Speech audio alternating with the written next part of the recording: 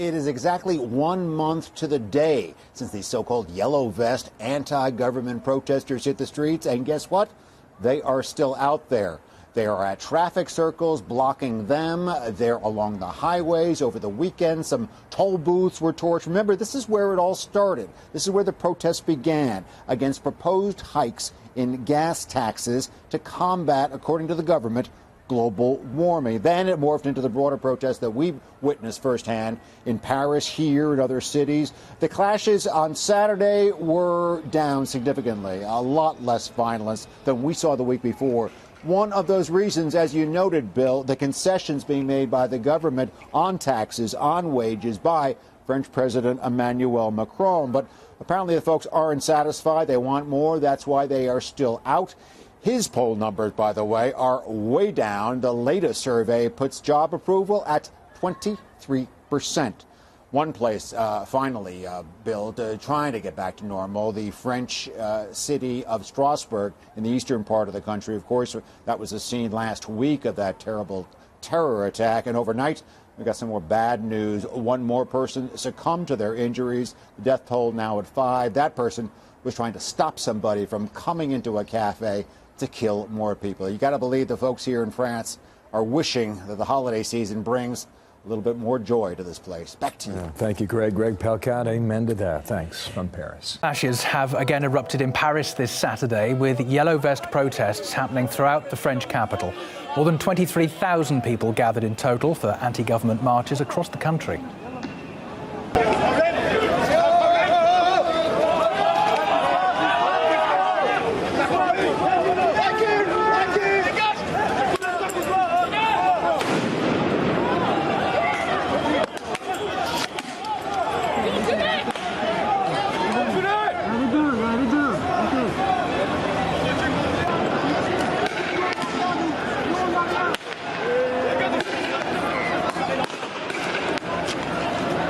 Another busy day for the police. More than 140 arrests have reportedly been made during the day in Paris alone, with officers using water cannon and tear gas, as Charlotte Dubensky reports.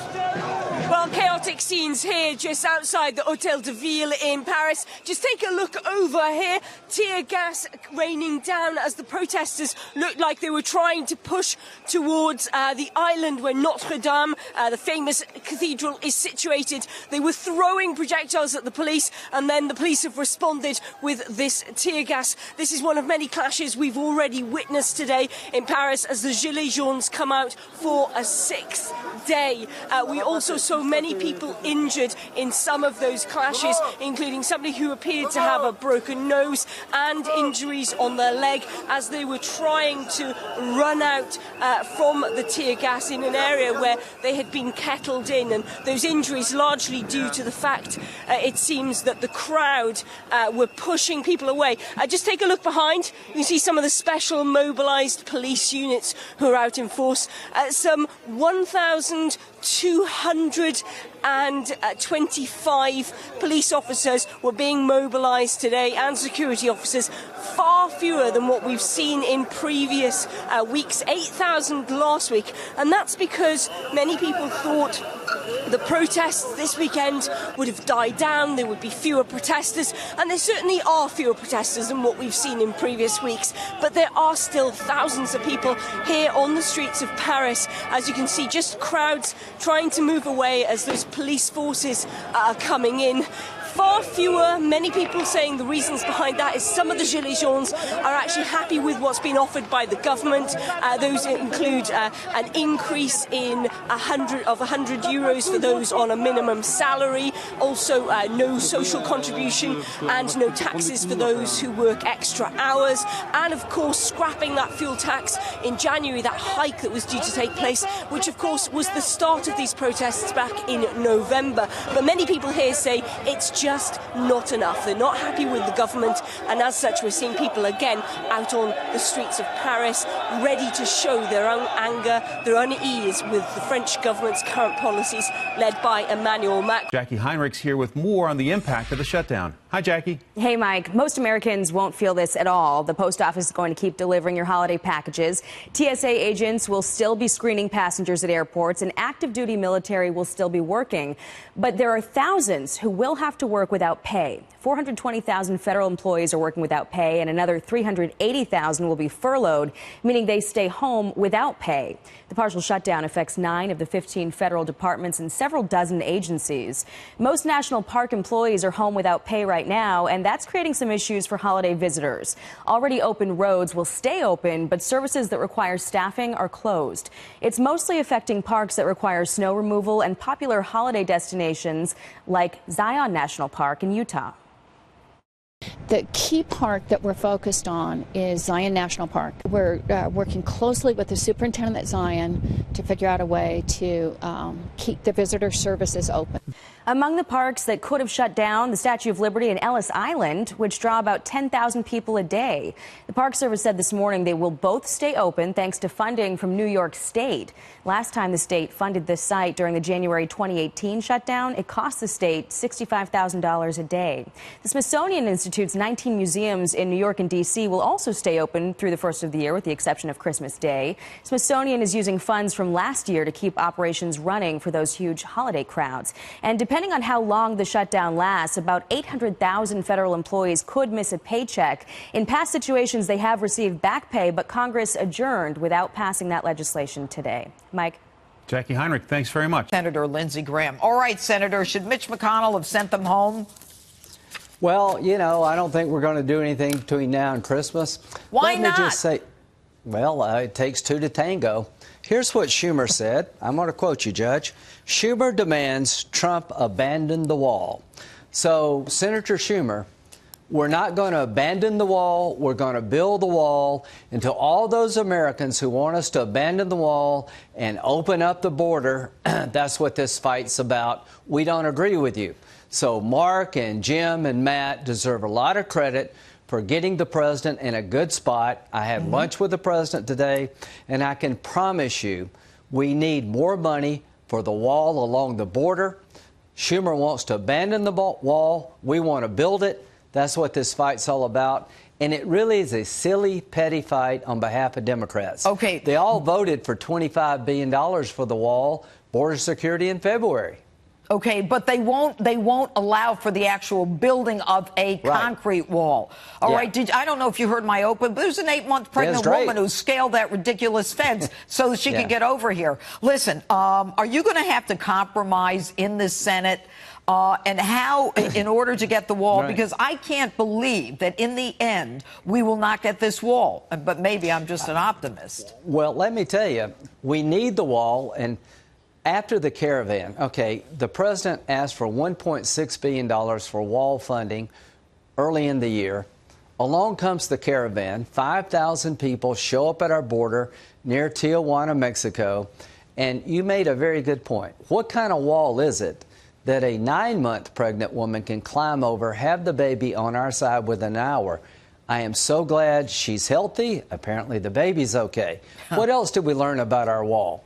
Somebody put an 8-month-old baby under the wall. So, Senator Schumer, what does it take for you to realize that we need more money for a broken border? And this is about them hating Trump so much, wanting him to lose, they can't understand that America needs to win, and we're not going to give in. Okay. I'm a pretty reasonable guy, but we're not going to give in on this. And you're a pretty reasonable guy, Senator, who doesn't agree with the president. Yeah, I'll say it. You don't agree with the president on everything, and Syria is one of those issues. But I'm honestly, right now, I'm into this wall right now. How are you going to get 9 Democrats to vote for the wall? What are you going to do? We're going to go on TV and say to the American people that we need more money for wall funding because the threats against the country are greater, not smaller. And the president asked for 1.6.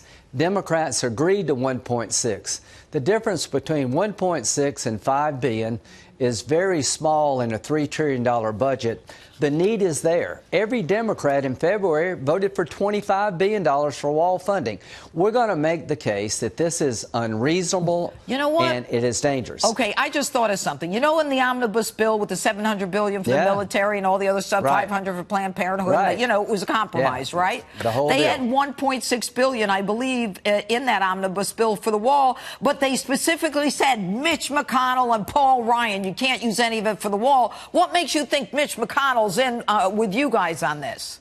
Well, I think Mitch is not the problem. I think he's the solution. I think Chuck Schumer, Nancy Pelosi, and the hard left are the problem. Chuck Schumer said today, I demand that the president abandon the wall. You know what? If you want to know what this is about, why does they want to Chuck abandon the wall. We want to build it. Why does Chuck Schumer hate the president so much? Well, you know, I'm not saying he hates the president as a person. I'm saying this, that he hates the president's agenda, that he's kowtowing to the radical left, that most Americans understand compromise is good. The Democrats have told the president, you won't get one penny for the wall. Right. The people voted for the president to build the wall. They're on the wrong side of this issue. The three people coming behind me, these congressmen, they understand what 2016 was all about. We did lose the House in 2018, but I promise you this, the issue of securing our border is alive and well. And when Chuck Schumer tells the president he demands that he abandon this wall, President Trump should listen to your opening statement. He will. I've never seen the president more determined to get something done than to build this wall. Good. Senator Lindsey Graham, always good to have you on the show. Come back and see us sometime. I'll be back. All right. Merry Christmas. We start with some new information that shows Facebook gave some corporate partners extensive access to users' personal data. They did it for years, and they did it without asking permission. A report in the New York Times cites internal documents to show Facebook made data sharing deals with dozens of the world's other tech giants. The companies had access to information like users' private messages and the names of virtually all of their Facebook friends. It's the latest privacy scandal to hit the social media platform. Tony DeCopel reports. Hey, Anne-Marie and Brooke. The Times says it reviewed hundreds of pages of documents and interviewed about 50 former employees and corporate partners. The Times allegedly found Facebook collects more information on people than almost any other private corporation in history. At a congressional hearing in April, CEO Mark Zuckerberg insisted the data of Facebook's more than 2 billion users is safe. Yes or no, is Facebook limiting the amount or type of data Facebook itself collects or uses? Congressman, yes, we limit a lot of the data that we collect and use. But according to a new report in the New York Times, for years, Facebook struck deals to share users' personal data with more than 150 companies, including Netflix, Spotify, and Amazon. Among the allegations in the report, Facebook allowed Spotify, Netflix, and the Royal Bank of Canada to read, write, and delete users' private messages. Amazon was able to obtain users' names and contact information through their friends. And Microsoft's Bing was able to see the names of virtually all Facebook users' friends without consent. We have a basic responsibility to protect people's data. And if we can't do that, then we don't deserve to have the opportunity to serve people. Privacy issues, security breaches, and the distribution of fake news has plagued Facebook for months. The scandals have forced Zuckerberg and Chief Operating Officer Sheryl Sandberg to publicly apologize. We know that we did not do a good enough job protecting people's data, and I'm really sorry for that, and Mark's really sorry for that.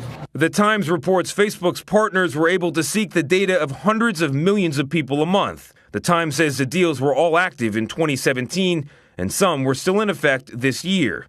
In a statement to CBS News, Facebook said its partners don't get to ignore people's privacy settings, and it's wrong to suggest that they do, adding, "We know we've got work to do to regain people's trust, and that's where we've been focused for most of 2018.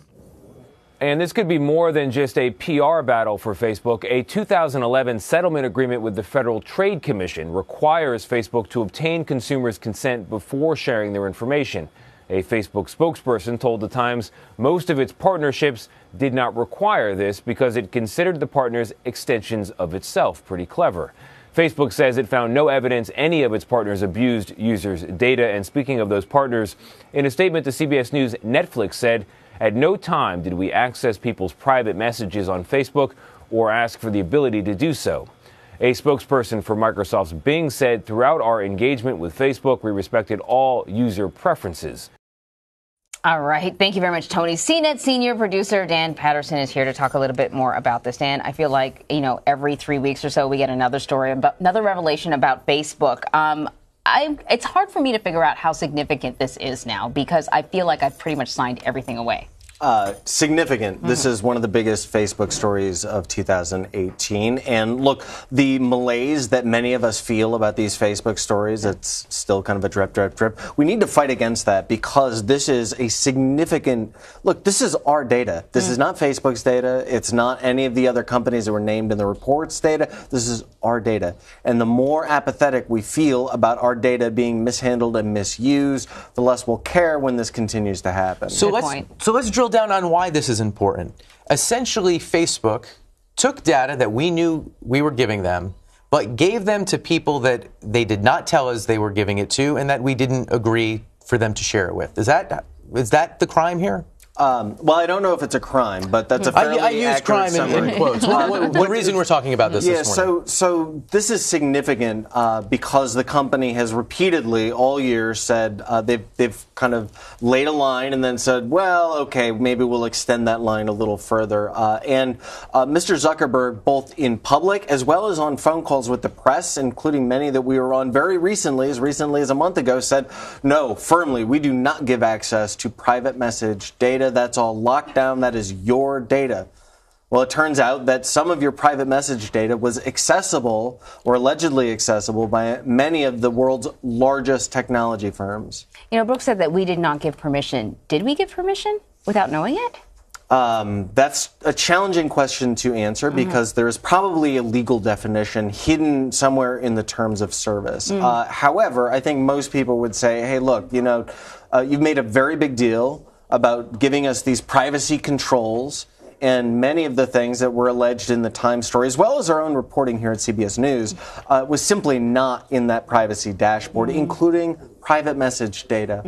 And the use of our personal information was, again, not laid out clearly in this very colorful privacy dashboard that Facebook made. You remember after the... North Korea has issued a stern warning to the United States, saying it won't give up its nuclear capabilities unless Washington is willing to meet it halfway. The statement could cast a shadow over the recent thaw in the US-North Korea relations.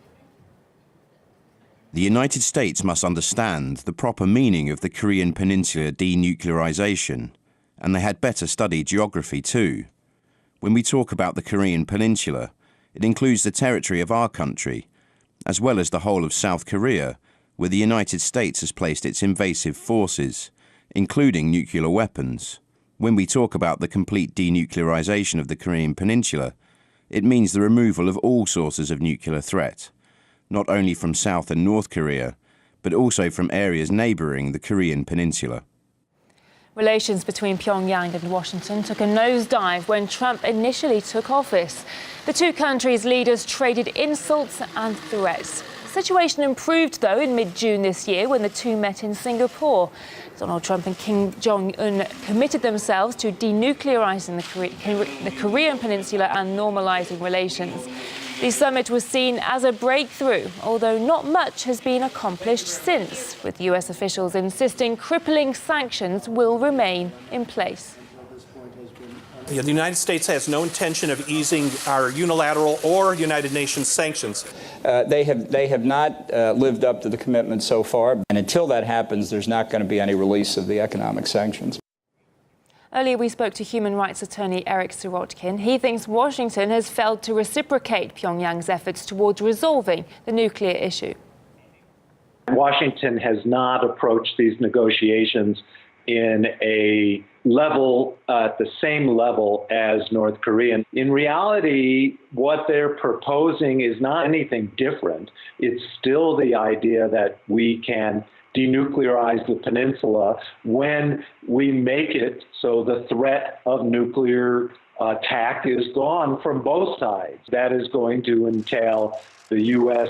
Opening up its facilities to international inspectors to make sure there aren't nuclear weapons still there. The U.S. doesn't comment on such things. We haven't seen any progress from you on formal relations, on ending the Korean War, of ending the state of war in the Korean Peninsula.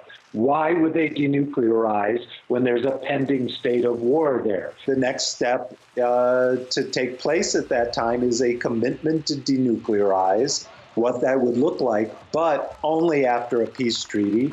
Germany is weighing up whether to block Chinese telecom giant Huawei from bidding on a government tender to develop a high-speed internet network there. Now, it comes amid rising security concerns over the company's alleged espionage activity for Beijing. A U.S. delegation reportedly visited Berlin and held a closed-door meeting at the German Foreign Ministry, encouraging a boycott of Huawei. The company has already been blocked from building high-speed networks in the US, Australia and Japan. The UK's Secret Intelligence Service Chief Alex Younger also voiced concern. However, Germany's IT watchdog has expressed skepticism due to the lack of evidence proving Huawei's spying activity. For such serious decisions, like a ban, you need proof. Well, the editorial director of the American Institute for Economic Research thinks it's a case of the pot calling the kettle black. The U.S. is famous for its hacking and cyber surveillance of every political system in the world. I mean, so this is getting really out of hand, and it's starting to be, I must say, deeply embarrassing for the U.S. on the international economic stage. Well, I think it's really sad because we're supposed to be in the middle of a trade truce, but instead of just using the 90 days to come to a better understanding, what the U.S. is doing is almost, every 48 hours another propaganda blitz against China. This kind of rhetorical bombast we're getting on a daily basis is actually having a tremendous human cost, and it's also futile.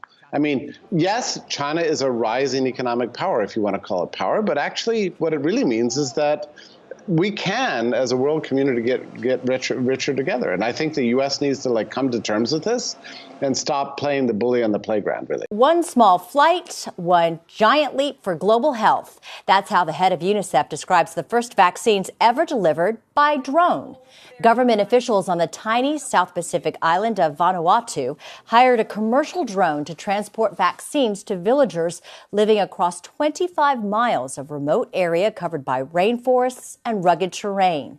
13 children and 5 pregnant women received vaccinations. Each box contains a month's worth of vaccines. Currently, 1 in 5 of Vanuatu's children do not receive their much-needed shots, and UNICEF says drone technology could be a game changer for global health. UNICEF will use the data from this program to see if commercial drones can be used in other remote locations around the world. Anne-Marie? It's a brilliant idea. You can see with something like that, the sky is the limit, no pun intended, but, right. Medication, medical supplies, all sorts of things. And could get to some very remote locations around the world, which is a good start. Yeah. Terry, thank you so much. The Pope recalled both the sorrows and joys of 2018 before the leaders of the Curia. In the traditional annual Christmas meeting, Pope Francis said that the boat of the Church has been hit by storms and hurricanes. He cited 2 evils of particular concern: sexual abuse and grave infidelities of religious. The Pope vigorously requested that cases of sexual abuse be reported.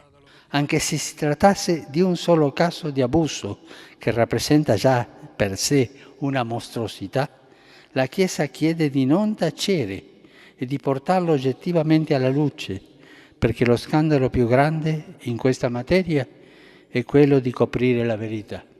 Sia chiaro che dinanzi a questi abomini la Chiesa non si risparmierà nel compiere tutto il necessario per consegnare alla giustizia chiunque abbia commesso tali delitti. La Chiesa non cercherà mai di insabbiare o sottovalutare nessun caso. In February 2019, there will be a summit on abuse in which the president of every Episcopal conference in the world will participate. Pope Francis said this meeting will be another occasion to continue a path of purification of the Church. On the other hand, the Pope spoke about this other great concern, the infidelity of those who betray their vocation, their oath, their mission, their consecration to God and to the Church. He warned that the path of betrayal is sometimes full of good intentions.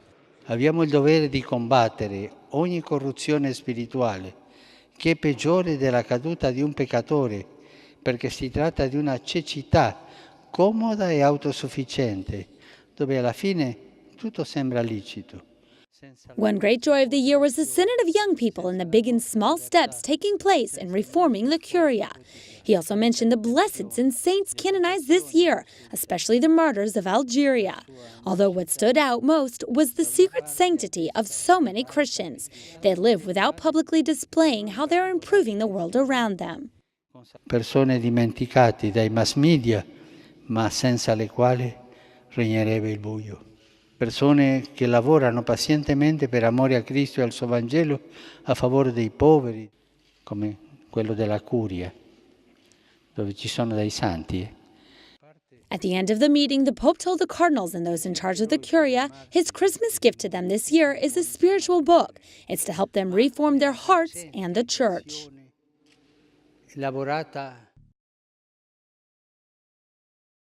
Kira Iaconetti has sang this song countless times, but it's here in surgery where her future depended on it the most. I think it's funny that for my passion, I had to perform my passion while getting brain surgery. Kira, now 19, has been performing in musical theater since she was 6 and hopes to make a career of it.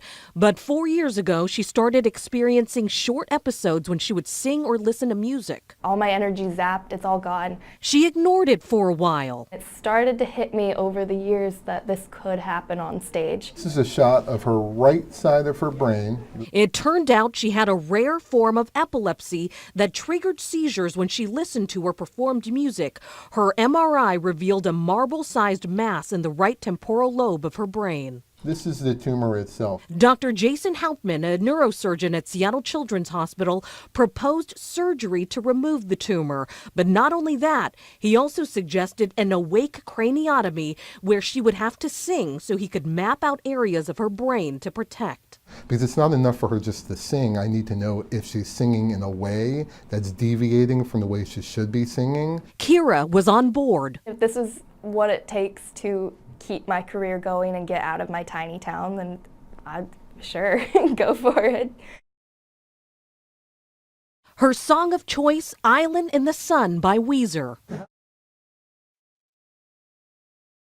She performed flawlessly, really a performance of her lifetime.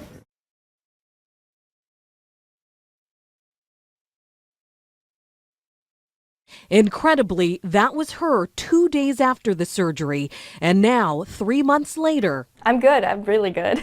It doesn't feel like I did anything. She still hasn't stepped up on stage yet, but she's making progress. I feel like I'm not quite back at what I know I can do, but getting there. She's heartened her story has caught the attention of others. I've seen a lot of other people say that they have something very similar to this, and this made them speak out or figure out what it was. Weezer even tweeted about her and sent her tickets to the April show in Vancouver. But most of all, she's full of gratitude for Dr. Hauptman, who not only successfully removed the tumor, but gave her a second chance at what she loves, music. I was just in shock that he even cared that much to preserve that. I think her prognosis medically is excellent. I think her prognosis in life is even better. In Seattle,